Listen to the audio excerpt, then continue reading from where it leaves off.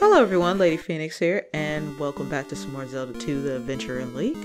So in the previous video, we completed the island. No, we didn't. We got a few things. Gotten the reflect spell, upwards thrust, and gotten another magic container and a few points bags. And in this video, we are going to take on the Maze Palace. Not gonna lie, I actually did not have too much trouble in this maze. Those blue armored staffos in the previous screen kind of gave me trouble just because of their location. They like to stay inside those two little notches at the on the ground. And I do die once, but other than that, I honestly did not really struggle with this palace at all, especially with a level 6 sword. This is the file that I used to grind with off screen, so like I said, my numbers will be a little bit different from the previous video because of that fact. I do manage to upgrade life twice in this video, but do be advised that I've also done some off-screen training simply because I prefer the level 7 sword over level 8 life. In this video, I do upgrade, when I put the crystal into the statue, I upgrade my life to level 8. But when I reload the save file, my practice save file, so to speak, the dungeon is already completed. I haven't went beyond my measures or anything. And it's just that instead of attack being at level 6, it will be at level 7, and then I grinded a little bit for about 5 minutes off of Tektites to get a little bit of EXP to hopefully gain 2 levels in the next dungeon. 1 level throughout the dungeon and then another level for inserting the crystal, which will give me 2 level 8s by the time I'm done with that palace. But other than that, there are some difficult portions here and there, but generally this particular palace isn't hard. The only enemies that will give you challenge are these doom knockers here, and like I said, those armor staffos are kind of tricky in the first or second screen simply because of their location. But other than that, this place is actually filled with quite a bit of red magic potions. And 1 blue iron knuckle. We only encounter 1, thank God. We do encounter a few red ones, but generally nothing much. And over there on the pedestal thing right here is the, I don't know if it's just boots or magic boots, but these will allow us to walk on water. We can easily get out of the maze with the boots, because all we got to do is just walk on water with no action sequences or anything occurring. So we'll definitely be utilizing that, along with getting to the next palace, which is Ocean Palace, and another heart container. But we'll do all that in the next video. We do have to get a few things in the next video, but I think it's like 2 or 3 things, and then I'll do the palace. Nothing too major. This particular room you want to be careful with, because it's this doom knocker here. If you have the magic to spare, go ahead and cast the shield spell. And the reason why it's dangerous is because you're over a thing of lava. So I was trying to hurry up and gun it and just hurry up and kill this guy. Sometimes if you're lucky, the doom knocker can suicide itself off the cliff and into the lava. And I got real lucky with having this red potion spawn here, because there is no red potions in this iron knuckle statue here. It's absolutely nothing there. In the other one, in a room that was similar like this, there was a chance that it could be either a red iron knuckle or either a red potion. I got real lucky here. I try not to deal with the bubbles. Even with downward thrust, for some reason downward thrust on those bubbles don't work for me. I just go straight through. So I try to avoid them as much as I can. That turns out to be a huge mistake later on in the dungeon.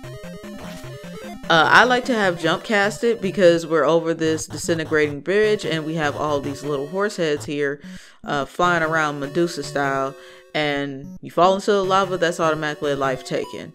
Those enemies there are the Wizrobes, and you need to cast a reflect magic in order to get rid of them. if you do manage to kill them, they are 100 EXP points, so they're good to grind with. And the reflect spell is the only way you can damage them, because you can cast their spell back to them. But if you don't have the reflect spell casted, all your shield would do was just block you from the attack. Personally, I don't deal with it with the Wiz Ropes, because I knew that well, generally I'm not good at this game, and I do take quite a bit of damage, as you guys can see here, because I'm dealing with this room per se, and it's not necessarily ideal to be dealing with, but I do try to make myself a set of stairs while there's no more little demon heads or whatever spawning on the screen, so I can get back easily. There's nothing over to the left in this room, so as soon as you get the key, just make your way back out of the room. Also, at the beginning of the dungeon, there is a red potion. Now, coming up very soon, you're gonna see me stumble a little bit, because I was kind of like trying to make up my mind to see if I want to go back and get that red potion or not. I'm really close to a level up, and the next thing to be leveled up is life. And I do go ahead and take the life levels to level 7. Basically, we're just going pretty much to the beginning. We're at the beginning right now. If you go to the left, you'll see all the Stalfos. But I was like, okay, I don't really want to use my magic. I want to go ahead and try to kill one of these Stalfos and take my chance. But I couldn't do it because, like I said, it's hard to get these Stalfos out, and that one hit me. So I went ahead and just used life and just said screw it, because it's not like there's other enemies that's not in the dungeon. Like, for sure I'm gonna level up. I just didn't want to cast the life spell on me, and I thought I was gonna get close with this one, but he went right back in, and I went out and he went back in, so it's just like it was just ridiculous. So eventually I was just like, you know what, screw it, I'm just gonna continue on with the dungeon. I'm pretty sure the next enemy I kill will give me a level up. It's no big deal, screw it. But I would still kind of go back and forth, hence the reason why I was like hesitating. But I was just like, you know what, screw it, let's just go ahead and do what I have to do. And I'm actually going the wrong way. I should be going up. I don't know why I'm going down.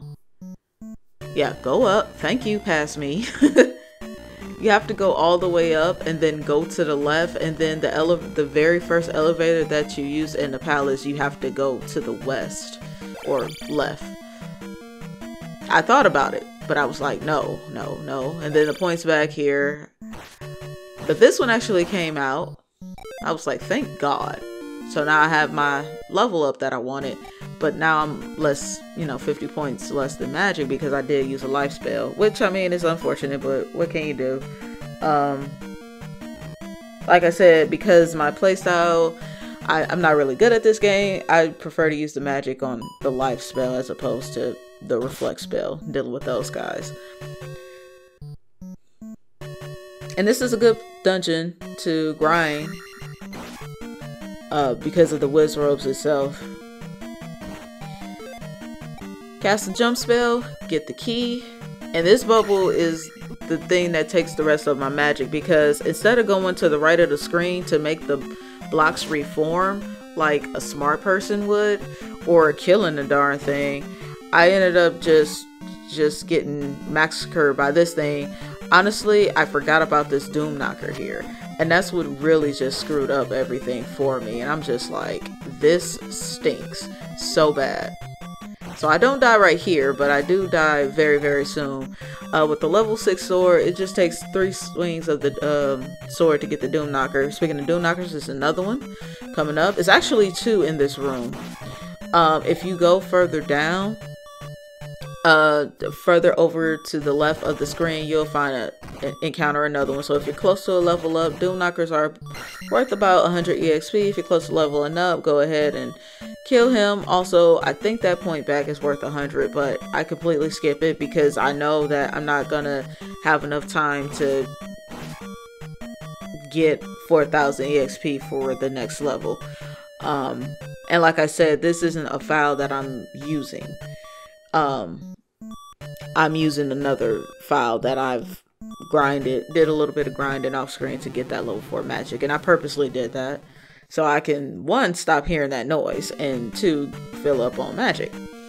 So now that all that is done, you go head south down, that makes no sense, and go east before going west, because going west will take us to the boss room, and there's a few things that we have to do before we go to the boss, like get a key. Now this room is filled with plenty of these Medusa-like horse heads. I recommend casting the jump spell and kind of taking your time with it, because it's not a hard room. It's just that you have to be patient and take your time, because if you get hit over a pit it's a strong possibility you're going down and losing a life. So do be mindful of that. I don't remember if there's a red potion. I don't know why is it skipping like that. What are you doing? It probably won't do that on YouTube, like once I render it and everything, but it kind of was like lagging a little bit. Cut it out. But I think there's a red potion, either a chance for a red potion or iron knuckle to be in that statue. I didn't even bother because I'm pretty much full. And honestly, the few enemies that leads up to the boss aren't difficult. I think it's just like a red Stalfos and 2 red iron knuckles, I believe, which are pretty much cake at this point in the game for me, because I have a level 6 sword. And it's not the red iron knuckles, it's the blue ones that gets on my nerves, as I've said many times. Be careful, there's Muse, I believe that's how you pronounce it, on these bridges here, but as long as you jump over it, you'll be fine. This pathway here will lead us to the boss. There's some goodie. It's a point bag at the top if you cast the jump spell. I skip over it. Like I said, I'm almost to the boss. And by the way, the boss gives you 300 experience points. So keep that in mind. In the next screen, we should have this red iron knuckle and then 1 more red iron knuckle, if I'm not mistaken. And since we're fighting the boss, remember how I told you guys that you need to make sure that you have the reflect spell, because it's the only way you can defeat the boss. It says it's obvious enough. Make sure you have enough for the reflect spell. Cast reflect first and then go to shield. I'm at full, so I know I have plenty of magic to spare. This boss isn't difficult. I'm kind of easing my way over there because he just shows up when the boss starts, just like that. He just pops up. Get over to a corner as soon as possible. I recommend the left corner and just stay crouched down and let the magical reflective things do the work for you. And this is the boss fight.